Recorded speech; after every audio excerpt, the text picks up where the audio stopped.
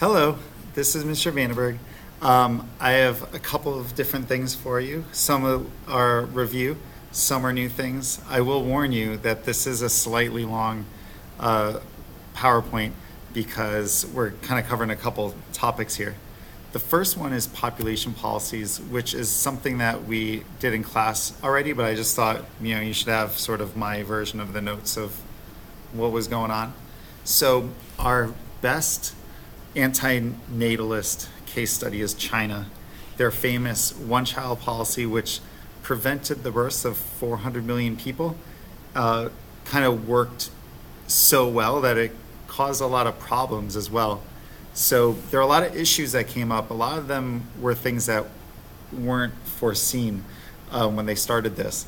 They just wanted to lower fertility, but what ended up happening is that it reinforced sexism in the society. People wanted male children to carry on their family name, and so that meant that female girls were aborted, neglected, killed, and little boys that were born were overly praised and spoiled. And so society went through a lot of different demographic changes that hadn't really been seen elsewhere.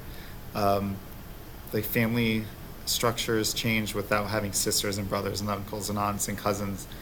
But really the infanticide, the suicide rate of females that were overly stressed, and then later the fact that there were way too many men when they're looking for brides, all of these changes came because of the one-child policy. One other big problem with the policy is that now they're looking at a pretty high old age dependency ratio. As the portion of the population that is elderly increases, they're going to have fewer workers to take care of that growing number of people that are elderly. So in the next couple decades, they're going to have a population about the size of the US population that is over 65 years old. So about 400,000 people over 65. So what's China doing? Well, they're backing off on their one-child policy. In 2015, they began a two-child policy, and then just a month ago announced that by 2020, there would be no limits on how many children you could have. So hoping that that will increase the number of kids, so by the time those elderly people retire, there'll be more workers to pay taxes and take care of their parents and grandparents. However, most Chinese now are used to having one child, and so a lot of people are concerned that China's kind of stuck in this pattern for a long time. So we'll have to see if things shift in China, or if they're going to become like a lot of other rich countries and not have many kids. Another example is Thailand. You watched a video about Thailand, and there's really two things that they did really well. One, they made people able to access contraceptives very easily. And number two, they gave economic opportunities and educational opportunities to women. So that meant that women had other opportunities than to just have large families, and they had choice and agency in what they were doing. So it empowered women instead of disempowering them like they were in China. A couple pro-natalist examples: Sweden and Singapore. Sweden, they are just super generous with leave policies. They practically pay you to have kids. And they've been able to keep their fertility rate pretty steady. So if you can make sure that moms and dads can still work, can pay the bills, can get childcare and all that stuff, then people are more willing to dedicate part of their lives to having kids. Singapore is really interesting because they're a country that's really just a city. And so at first they had a huge influx of immigrants when they first became a nation, and they got worried that all these immigrants would have tons of kids, and then people that were originally from Singapore would be lost in the shuffle. And so they thought, we need to limit fertility, so like people from Singaporeans, I don't know how to say that, so that those those people would like still be able to be represented in the country. It worked too well though, because then like everyone stopped having kids. And so now they've switched gears and now they're a pro-natalist country with promotion of marriage, and especially among people that are well educated, trying to convince them to have 3 or 4 kids instead of 2. They have government funded dating services. Doesn't it just sound so hot? And they also have National Night, this idea that you go home and you spend the night with your spouse after Independence Day. You know, all these things are like propaganda to try to get people to have kids. A new topic for me, honestly, and for the curriculum is this idea of a demographic dividend. And it's where you have the right population in place to do some great things economically and socially if you take advantage of it. So this accelerated economic growth can happen if your age structure is right and you make improvements to your country that invest in people so that they can take advantage of this. So an example here is Ethiopia. They had a lot of children in the 2010s or aughts and then 2010. And then the next 20 years, those children are going to grow up and be their workers. And so if they can limit fertility and like have it where these workers don't have a ton of kids to take care of, and they open up opportunities in employment and education for them, then Ethiopia could really boom with and have a demographic dividend to take advantage of. The classic example is South Korea. So South Korea was kind of a mess after World War II and the Korean War. And South Korea improved themselves by creating trade relationships with the United States and with Japan to bring in wealth into the country so that they can invest that wealth in education and in public works to get people employed. And so after their baby boom, those workers found a country that was booming economically, that had lots of economic opportunities, that had opportunities to work for international corporations, you know, and like people did extremely well. The government was able to reinvest in the country, and now they're pretty much a high-income, highly developed country, whereas 50 years ago or 60 years ago, they were kind of a mess. So they took advantage of that demographic dividend and did a lot of good things with it. But it's not a guarantee. Just because you have a lot of adults doesn't mean that good things are happening in your country. You have to make certain things a priority, like female empowerment, job creation, investments in education. These things mean that a lot of people can take advantage of the opportunity so that more wealth flows into the country, more investment in the country, and things just keep getting better. It goes poorly if groups within that country are not allowed to see that growth. So if certain ethnic groups or genders cannot get educated, can't get a job, then that means the whole country's going to lag. If there's not enough jobs for people, like you have a young adult population that wants to work and there's nothing for them to do, you might end up with a situation where the most talented people leave your country, which is bad news, which is the brain drain part. Or maybe they turn to crime or some other like unsavory activities that you don't want them doing either. So the demographic dividend is like the sweet spot. It's that perfect scenario that countries try to reach with their population. So I mentioned that gender is very important in order for countries to take advantage of their population to improve their human development, to improve their economy, to improve standards of living. But inequality is a huge problem in the world. And we're going to talk a little bit about low-income countries and switch to high-income countries, and then we'll end this. But it's surprising that a quarter of the population of Asia, Latin America, and the Caribbean, and Sub-Saharan Africa are girls, are women between 10 and 24. What happens for these women when they grow up? If they get educated, if they get jobs, if they have choices, that's going to really tell the future of what's going to happen in these developing countries. And so it's very important to talk about, like, how do you support that growth and that gender equality? A note, though, on inequality is that I don't want you to think that poor countries are the only places that women are not taken care of. This is a problem of the whole world. It's just what extent those inequalities show themselves. So in general, females have fewer educational opportunities. They're less likely to be part of government. They have fewer opportunities in business and leadership. And they earn lower wages, that there's a wage gap. And depending on the country, it might be worse or better in certain areas, but there's always some inequality. I would say the first thing that needs to be worked on is educational opportunities, especially in low-income countries. So too many girls in low-income countries are pulled out of school and thus end up in a dangerous cycle. So about a quarter of girls in developing countries are not in school, and 70% of all kids out of school are girls, which means that if a family has boys and girls in school and they need a kid to stay home, they usually pick the girl to stay home, and the boy can get an education. And what ends up happening to these girls a lot of the time is that they become young mothers and child brides. And this is something that happens throughout the world, and I'll get to in a second.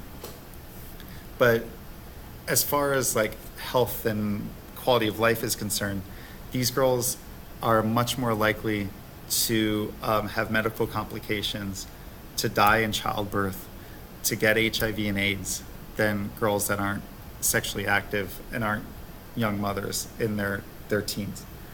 So from a healthcare perspective, it's very important. And from a social welfare perspective, it's important because a lot of these kids are getting married at very young ages. And girls that get married at young ages tend to not be in school. They tend to be abused by their husbands, and they tend to have large families. And these girls usually are getting married to much older men and have usually no choice in who they get married to. There's a video there that we'll probably watch in class, but there's a link if you're just super curious. This is something that happens all around the world. So I don't want you to think there's like one country where child marriage is a problem. This is seen in Latin America, in Africa, in Asia. It's a worldwide problem. Another issue that's more constricted to South Asian countries is honor killings, where if women stand up for themselves or try to marry someone who their family doesn't agree to, then that family might go as far as kill their daughter to keep the whole family from being ashamed. So another problem of women trying to become empowered, trying to have choice in what happens in their life, and are attacked for it. So I said that education is important, and you can see in certain countries where they've invested in women's education, invested in businesses run by women, that women and girls invest their income in their families. So 90% of the money that go into women's pockets is spent on their family, which is good for their sons and daughters and their quality of life. Men usually spend about 30 to 40% on their family. So it makes a much larger impact to get women involved in the workforce. And that's going to help every generation down the line.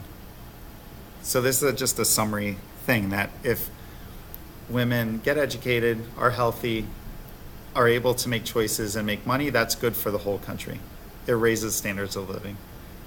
If she doesn't go to school, is married early, has huge families, that's going to just perpetuate that cycle of poverty. So in the developed world, what does gender inequality look like? So I write developed in quotes because, again, rich countries haven't done much better than poor countries as far as gender inequality is concerned. We have some leaders here that are good to know.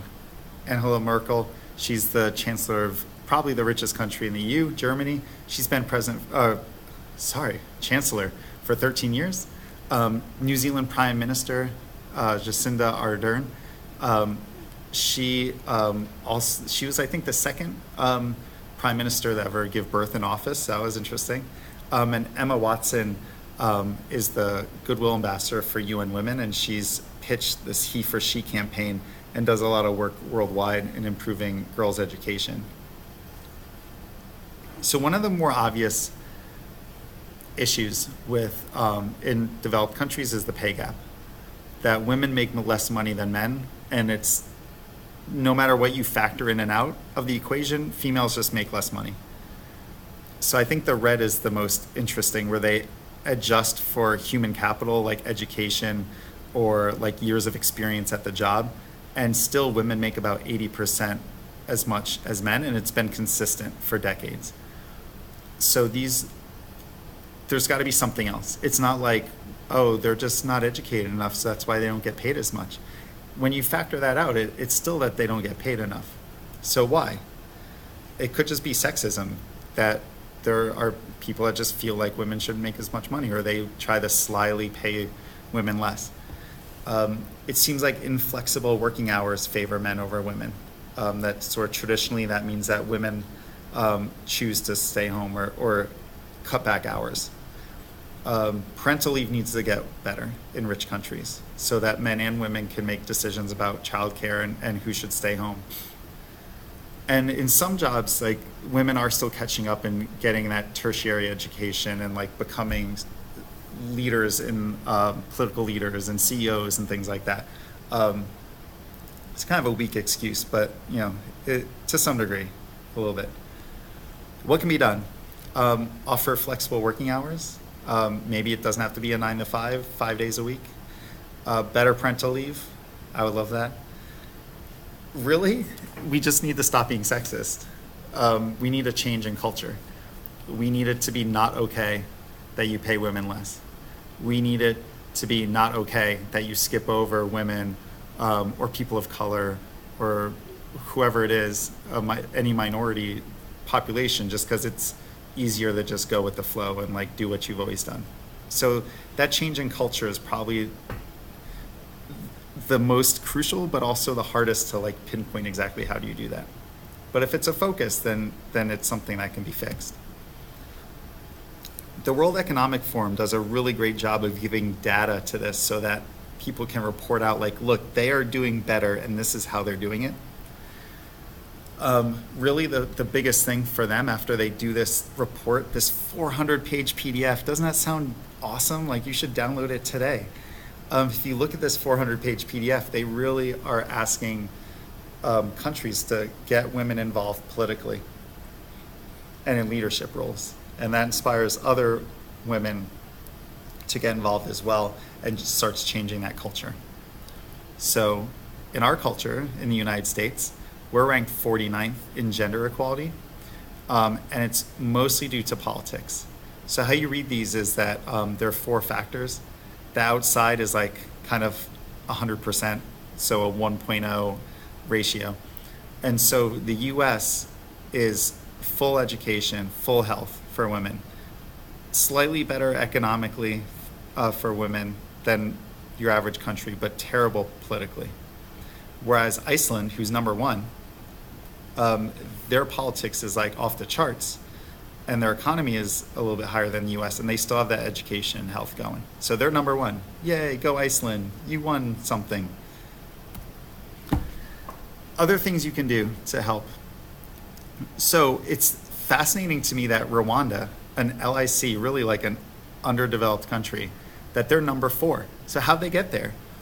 They had gender quotas. After the genocide, they invested a lot of attention in like, how do we get women involved politically, and maybe that will change some of the culture that led to the genocide. So they started guaranteeing 30% of parliamentary seats to women. And over time, what happened is that so many women got involved because they knew that they could get elected, that you had way more than 30% winning.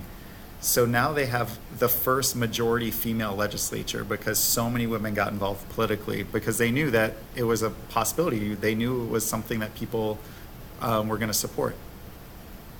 Other projects going on, I mentioned Emma Watson and He for She. This is a UN project to focus attention on males and getting them to change their perspective on gender inequality and make it a priority. Transparency in pay. This is huge for the pay gap. If companies are forced to publish how much they pay the men and women in their company, then they're more likely to pay equally. They can't really get away with paying males more if everyone knows what everyone else is getting paid. So transparency is huge. And also microloans to females for business, education. So making it a priority that women have choices in education and improving their economic standing.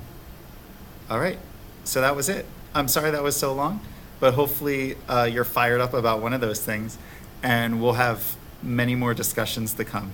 All right, thanks guys.